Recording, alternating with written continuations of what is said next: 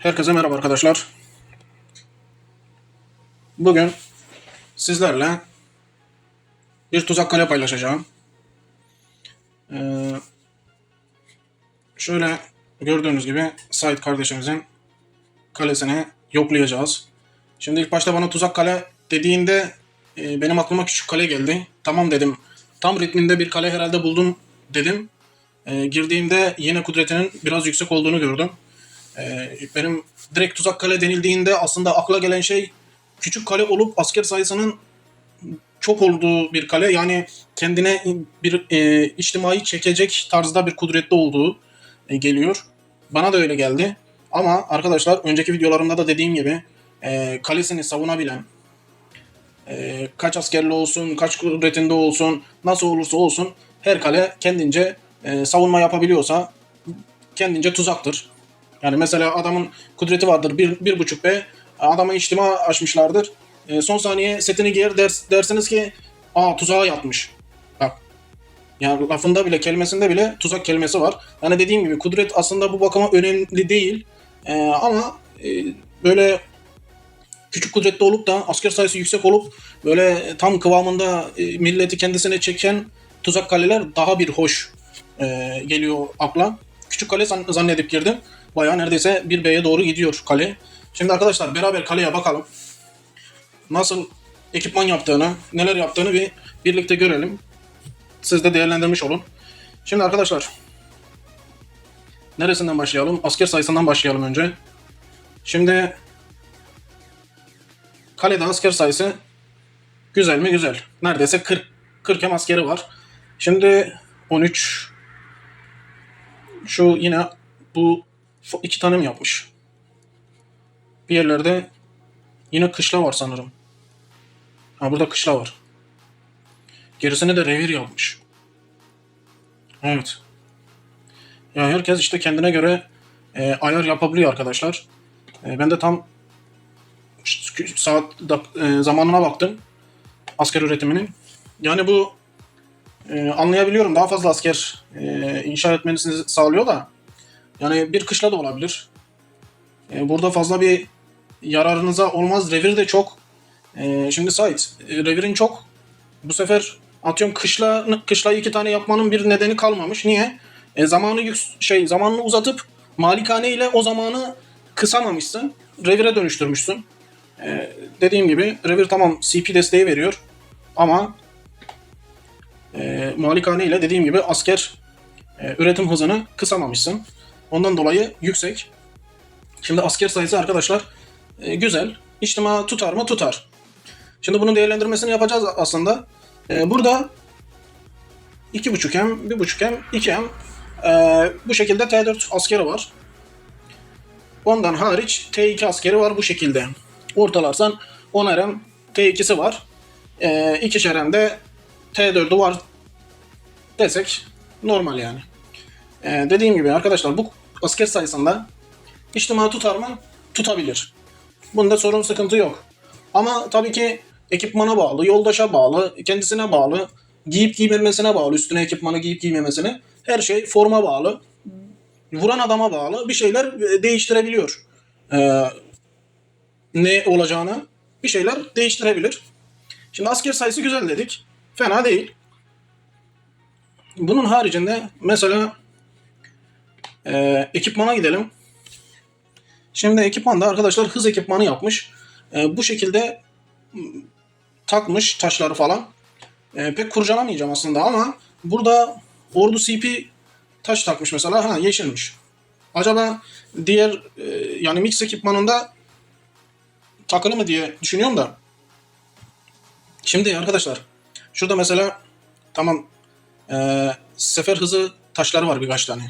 Ama bunları ilk öncelikli olarak işte tek tip askerlerinizde işte ya da mix ekipmanda aynı şekilde kullandıktan sonra bu tarafa gelmeniz daha iyidir. Bir de şu CP taşlarını bu şekilde ayırmak doğru mudur yanlış mıdır? Buna iyi karar verin. Tabi bunlar şu an yeşildir herhalde. Şurada bir tane var. Bunun da mixte olduğunu düşünüyorum bu eldiveni. O normal. Ona diyebilirsiniz normal. Ama bu şekilde hız ekipmanı var. Buna şu an ellemeyeceğim, dokunmayacağım çünkü normal ekipmanını görmem lazım. Şimdi mesela süvari ekipmanı yapmış. Süvari ekipmanında taş yok. Yani bunu biraz şeye veriyorum. Demek ki hani mix ekipmanı ayarladığı için taşları oraya kullandı. Buraya fazla karışmadı. Taşlar falan onun için eksik sanırım. Dediğim gibi arkadaşlar, süvari ekipmanı daha fazla taş yok. Şunları herhalde mix ekipmanı kullandığı için bunları taşını yerleştirmiş. Ondan dolayı böyle görünüyor. Diğerlerinde yok. Şimdi tamam. Direkt gidelim o zaman mix ekipmanına bakalım. Acaba nasıl bir savunma yapıyor? Hangi ekipmanla? Şöyle bakalım arkadaşlar beraber. Şimdi şu ekipman bunu mor takamamış. Şu arkadaşlar tamam, bu normal. Bunu burada takabilir mix. Bunun haricinde piyade seylede taş da takabilir. Bunu aynı şekilde takabilir ama mor ya da sarı olsa daha iyi. Şimdi diğerlerine bakalım. Mesela şu aksesuar. Bak bu aksesuarı bu şekilde yapılabilir mixte. Ama böyle yapılarak tek tip, yani bu normalde iki tip de bunu bozuyor. Bilginiz olsun. Yani burada şu iki tip mesela normal. Ama bunu buraya süvari ekipmanına takınca taşını, bu burada atyon kupayı bozuyor. Ama bu şimdi tek tip ayarladığı için ekipmanı, yani başka şeylere kullanmadığı için bunu burada normal karşılayabiliyoruz. Aşağıdaki aynı şekilde. Aksesuarı 3 tane taş takmış. Üçünden de takmış. Tamam, buna da tamam diyoruz. Çünkü dediğim gibi bu şekilde de ekipman yapılabilir. Hani ayrı ayrı kullanmaktansa tek tip olarak saldırı değerini arttırmak diyelim. Böyle olabilir. Bunun şimdi şu aşağıdakini yapmamış aksesuarı. Şuraya bakayım. Evet, mesela burada dehşet taşı takılı. Bu dehşet taşı yerine buraya okçu taşı takılabilir. Şunun moru ya da altını takılabilir. Bunun yanına bir de piyade eklenmesi daha iyidir. Yani bu 5 SL'de veriyor çünkü öteki 12 SL'de verecek. Bunun yerine piyade taşı takıldığında 12 SL'de verecek. Bu da zaten 6. Bunun da yerine mor taksa daha iyi. O da 12 SL'de verir. Şimdi altın olarak takılmıyorum çünkü demek ki altın taşı yetişmiyor ki. Ondan dolayı böyle olmuş. Şimdi söylüyorum. Söylediğimde hani videoyu izlediğinde zaten bu düzeltmelere kendisi gidecektir. Eksiklikleri görsün diye ben söylüyorum. Siz de farkına varın arkadaşlar. Hani 3-5 SL'de ya ne oynar diye bakmayın. Bir ekipmandan, iki ekipmandan, birkaç taneden böyle oynadığı zaman bir bakıyorsun ki el avuca tutulur bir şey dile geliyor. Şimdi mesela kafalık. Kafalığa yine aynı şekilde üçünü takmaya çalışmış. Şimdi yine süvari mavi. Şimdi bu ekipman arkadaşlar süvari ve okçu ekipmanı. Piyade ekipmanı değil mesela. Ama ne yapmış buraya? Dediğim gibi tek tip ekipman yapmak için, sadece bir tane ekipman yapmak için buraya tüm taşları karmaya çalışıyor. Yani mantık buna gitmiş. Bunun üzerinden ben de değerlendiriyorum bunu. Burayı iyi anlayın. Hani bu şekilde yapmış. Ben de bu şekilde buna onay veriyorum diye hani kendi kalelerinizi bu şekilde yapmayabilirsiniz. Çünkü buna ben tam olarak yanlış da demiyorum. Çünkü tek bir tane mesela dediğim gibi mix ekipman oluşturmuş. O ekipmanın dışına çıkmak istemiyor mesela. Onunla sürekli savunma yapacağı için hani taşları sağa sola dağıtmak istemeyip bir yerde toplayıp o mix ekipmanını güçlendirebildiği kadar güçlendirmeye çalışmış. Ama taşlarda eksiklikleri var. Dediğim gibi süvariyi burada mor ya da altına çevirmesi lazım. Piyadeyi aynı şekilde çevirmesi lazım. Altın renge. Şimdi burada göğüslük var mesela. Göğüslükte yine aynı mevzu. Piyade tamam. Bu piyade süvari zaten. Süvari saldırı taşını da takmış mor.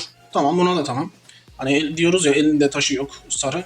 Mor takmış, buna da tamam. Bu sefer buraya gargantua taşını takmış. Şimdi hazır mix diyoruz. Yani o şekilde düşünüyorsan getir buraya yine okçu taşını tak. Hani diğerlerini hazır bozdun. Bozmuşken bunu da atıyorum okçu mor tak ya da sarı takabiliyorsan yine aynı şekilde sarı takabilirsin. Takıp geçebilirsin. Hani mavidense daha iyidir. Saldırı değerini arttırır. Ayakkabıya bakalım. Ayakkabıda tek tip yapmamış aslında. Bu piyade okçu arkadaşlar. Ejderha pençesi.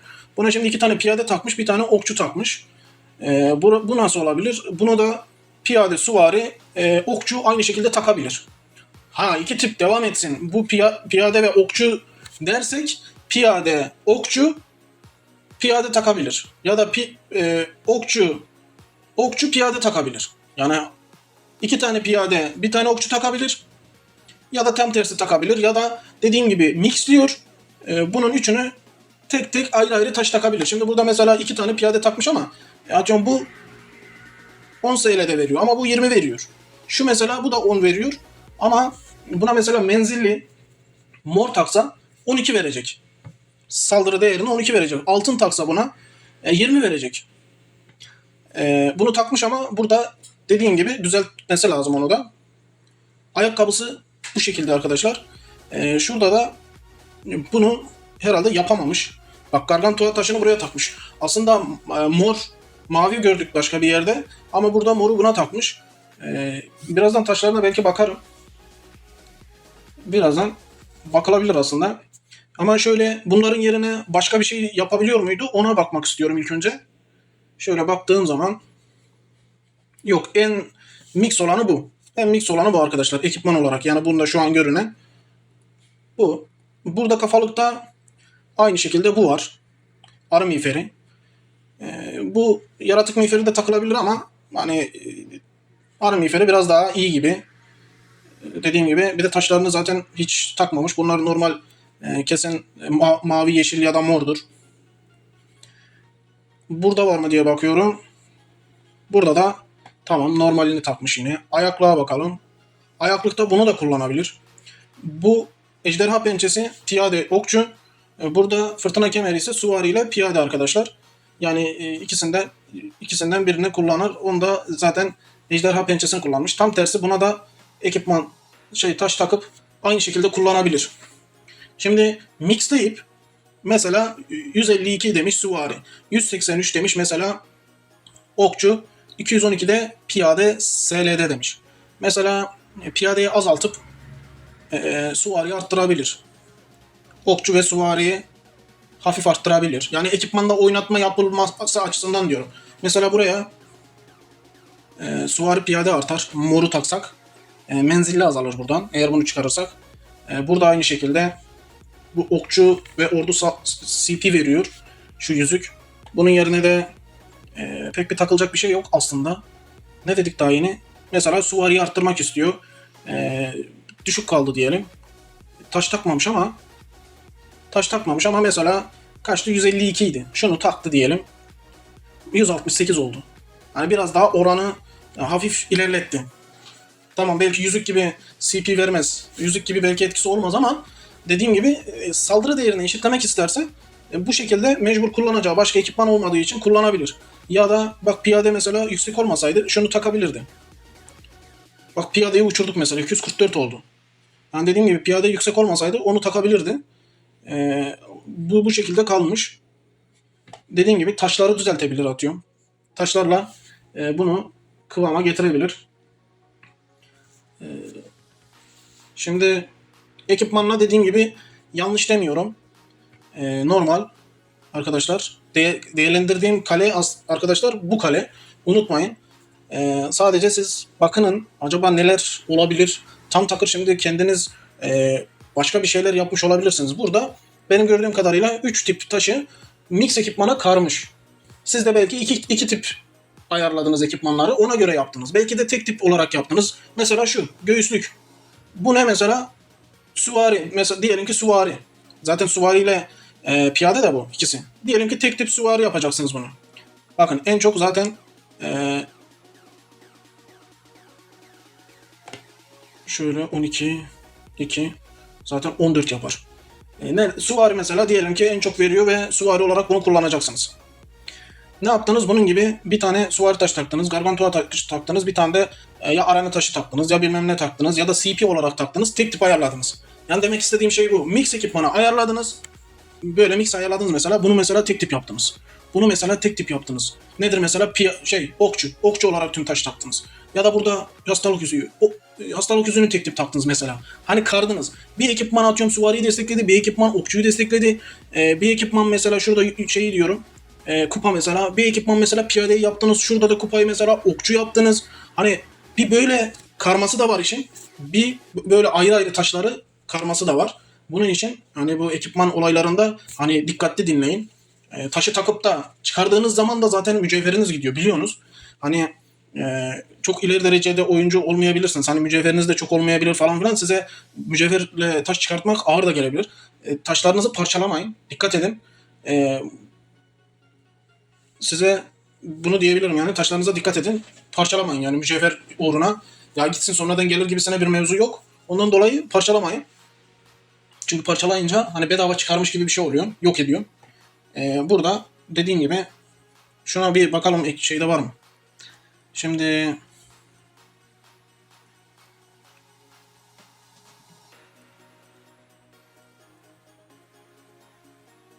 evet. Mesela saf taşını ben hiç görmedim. Sanki bir iki yerde vardı da ama bizi etkileyecek tarzda değildi. Saf taşını ben pek görmedim. Takmamış. Olmasına rağmen herhalde takmamış. Şimdi burada mesela zaten karmış. Bunu takabilir. Mor. Yani zaten karılmış, yapılmış mesela. Bunu buraya takabilir. Zaten okçu. Süvari. Buraya da piyade takar geçer mesela. Ama dediğim gibi kardığı için başka bir şey takamayacağı için yok elinde. Hani mecburen bir bakıma takılıp geçiyor yani. Yoksa dediğim gibi bu okçu ve ordu CP veriyor. Dediğim gibi aslında baktığınız zaman nasıl karşılaştırırsanız karşılaştırın bu işleri. Ya kimisi der mesela tek tip mesela okçuysa okçu olarak taşlar takalım. Hani hem tek tipte kullanırız hem mixte kullanırız falan diye. Yani ayrı ayrı bunların rolleri var arkadaşlar. Şimdi biz mix'e odaklandık. Onun için rastgele taktım geçtim. Ee, Burada bu kalede ben şeyi de görmedim. Neyse kaydetmiyorum. Kendisi yapsın. Şimdi ellemedim. Ama yani boşluğu doldursun. Boş beklemeye gerek yok. Şimdi tek tip ekipman da yok. Sadece süvari vardı. Şimdi ben ellesem aslında bozabilirim. Taşları bozup bu ekipmanı da belki düzeltebilirim ama dediğim gibi mix ekipmanını güçlü tutmak istediği için buna ellemiyorum. Zaten diğer ekipmanlardan da bu mix'tekini çıkarıp da yerine takılabilecek pek bir şey yok. Zaten takacağını takmış. Ne taşı varsa getirip buraya yerleştirmiş zaten. Şimdi dediğim gibi arkadaşlar baktık. Neye bakmadık? Avcı ekipmanını mesela yapmış. Şurada sarıları görüyorum. Eğer bunlar sarıysa bunlar mordur büyük ihtimal. Evet mor ekipman. Dediğim gibi yine hızlanması için buraya takmış ama işte mavi, beyaz, karışık olarak gitmiş. Neyse bunu fazla bakmıyorum. Suvari mix demiş. Bunu yapmaya çalışmış. Bu da tam tersi. Daha yeni dedim ya hani Suvari arttırmak isterse bu e, sen söyle davulu takmış. Davul takabilir dediğim işte. Burada. Bunun harici şunu aynı şekilde söyledim. Bunu kullanabilir. Demek ki Suvari arttırırken bu. Diğer türlü ötekisi mixte. Ya hemen hemen zaten fazla bir farkı yok. Şu yukarıdaki ekipmanların hepsi aynı. Bunlara da zaten taş takmamış. Bunlar da bu şekilde kalmış. Eksik yani.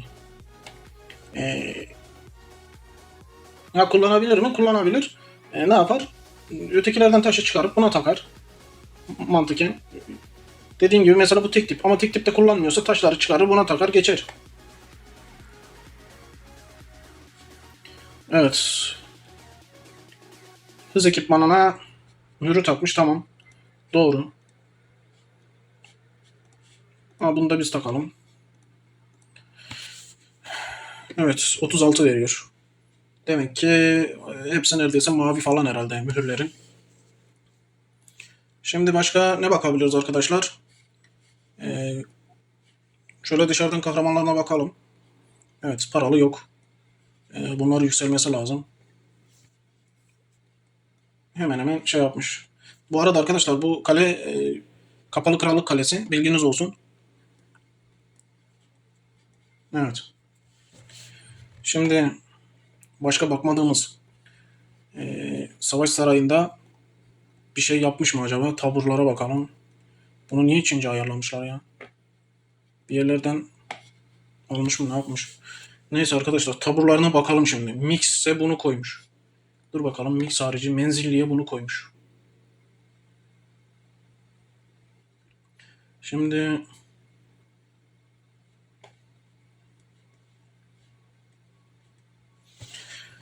menzilli deyip niye bunu koymuş? Çözemedim. Bir bakıma düşünüyorum. Kendisi bir şey düşünüyorsa onu da bozmak istemiyorum aslında. Şurada tamam süvari var. Hadi diyelim bir tanesini hepsi savaşta olsun diye bir tanesini farklı koydu diyeceğim. Piyadeyi niye koymuş? Zaten burada süvari var. Buraya otomatikmen buraya da menzilli koyması lazım. Neyse buna pek bakmıyorum. Bu ne? Mesela bu da okçu. Bu da okçu. Bunu da yapmış. Bu şu göründüğü zaten doğru. Niye menzilli şey mi yok? Bunu takmış da menzilli mi yok? Ama burada var mesela. Bunu takabilirmiş. Neyse bunu da ellemeyeceğim arkadaşlar. Bizim işimiz mixle. Tamam her şeyi geçtim. Şimdi mix'e geldik. Şimdi bu o ekipmanla, o asker sayısıyla savunma yapıyor. Savunma yapacak yani. Zaten denk de gelmiş. Şimdi burada ne yapabilir diye bakıyoruz.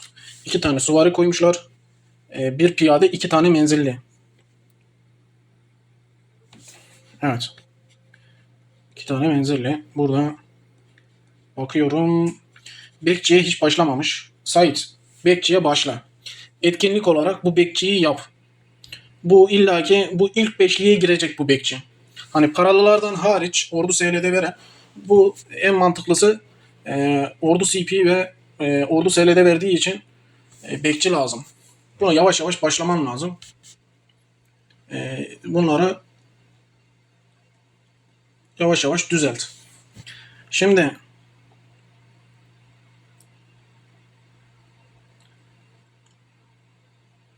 şöyle bakıyorum arkadaşlar. 2 tane süvari, bir tane piyade, 2 tane menzil.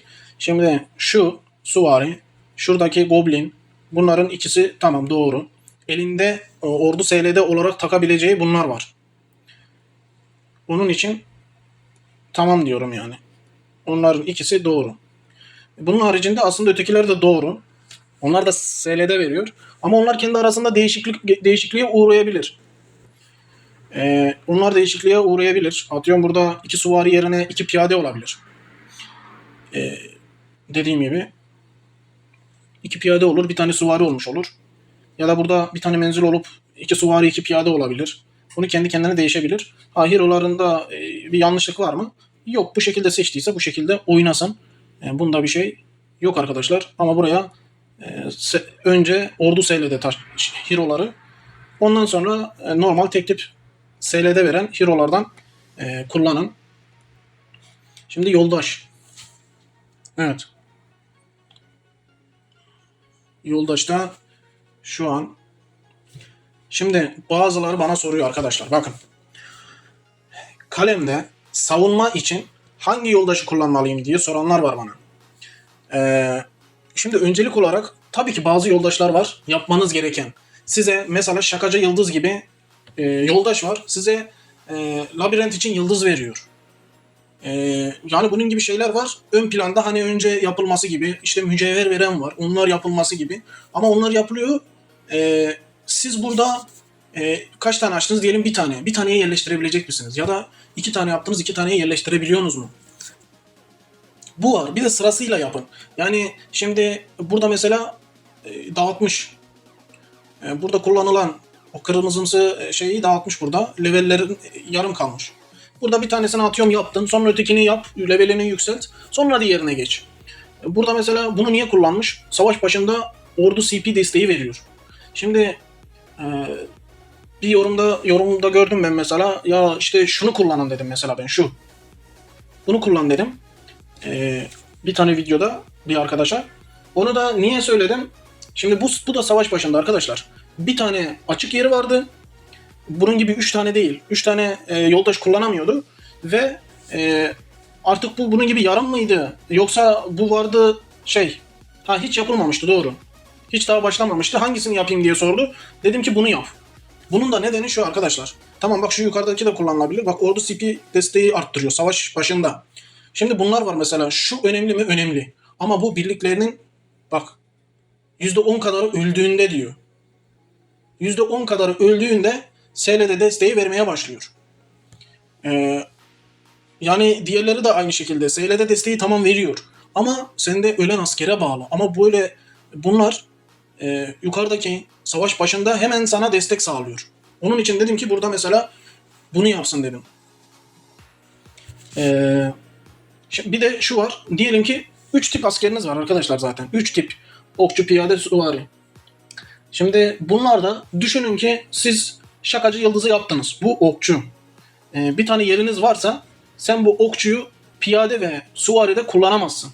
Ama sen bunu yaptığında bunu bir tanesine koyduğun zaman 3 asker tipinde de bunu kullanabilirsin. Benim orada demek istediğim şey aslında bu. Hani 3 tane yapması belki zor, zaman alan bir şey. Ama bunu onun yanına katabilirsin. Yavaş yavaş zaten şuna gelecek. Şimdi söyleyeyim mesela. Örnek veriyorum. Bir tanesiyle bunu yaptın diyelim. İkinciyle atıyorum mesela ne yaptın? Ya bunun gibi aynı şekilde Ordu Max CP veren bir şey yaptın. Ya da gittin bunu yaptın. Örnek veriyorum. Ondan sonra gittin mesela şunu yaptın. Bu da 10 kadar öldüğünde. %10 kadarı. Diyelim ki bunu yaptın. Sonrasında zaten sıra bunlara gelecek. Buna gelecek, buna gelecek. Yani onları da şu 3. 4. 5. zaten ekleme yapacaksınız. Ama burada dediğim gibi öncelik ne olmalı konusunda bir tane yer varsa 3 askerde de kullanabilmeniz için ve savunmada işe yaraması için onu kullanmanız. Bunun gibi ordu başında, savaş başında kullanılabilecek bir şey olması lazım. Ondan dolayı diyorum ki hani böyle yoldaş kullanın diye. Onun haricindekiler hem %10 kadar asker ölmesi lazım sizinkinin işe başlaması için hem de tüm askerleri de kullanamazsınız. Bir de burada sıkıntılı olan şey şu. Adam size mesela vurdu. Mesela bu okçu koymuş buraya. Bunda sorun yok. Ama sorun şunda. Ya adamın vurduğu senin formunla adamın formunda senin okçularına denk gelmediğini düşün. Senin okçularına denk gelmezse, senin %10 menzili birliklerin ölmezse senin bu yoldaşın işe yaramaz. Çalışmaz yani. Senin öteki askerlerinle savaşır adamın askerleri senin şeyine denk gelmez. Okçu yoldaşına denk gelmez yani. Bu da var. Şimdi arkadaşlar menzil mixine baktık. Yoldaş olarak. Kale duvarına bakalım. Kale duvarında aynısı gibi yapmış. Ama dediğim gibi arkadaşlar kale duvarında şimdi bak ikisini koymuş. Şimdi ikisini koyduğu için şunu söyleyebilirim. Ya tamam koydun. Belki bir tanesini riske atabilirsin. Şöyle baktın adam mesela okçu geliyor piyadeye geçireceksin. Tamam piyade yoldaşın işe yarar. Süvari geliyor okçuya geçirdin. O okçu işe yarar. Ama dediğim gibi bir tanesi boşa çıkabilir. Ya da iki tanesi boşa çıkabilir. Adam gitti mesela tam tersi. Burada süvari yoldaşla savunma ya koyabileceğin bir şey olduğunu düşün. Adam o şekilde vurduğunu düşün. Sen süvari mesela bunu koymadın. Bunların ikisi de boşa çıkabilir. Onun için böyle de yapabilirsin. Tutturma imkanın olur olmaz. O sana kalmış bir şey. Ya da bir tanesi eksilir, bir tanesiyle yaparsın. Dediğim gibi bu sana bağlı. Kalende zaten asker sayın fazlaysa bunun ilki bile devreye girmeyebilir. Bırak ikinciyi, belki ilki bile devreye girmeyebilir. Şimdi mesela örnek veriyorum. Burada ama şu olabilir.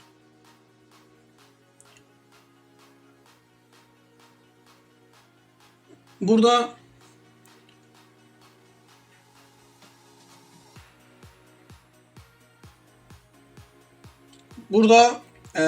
mesela bunu ve bunu kullanmadan şunu ve şunu da kullanabilirsin.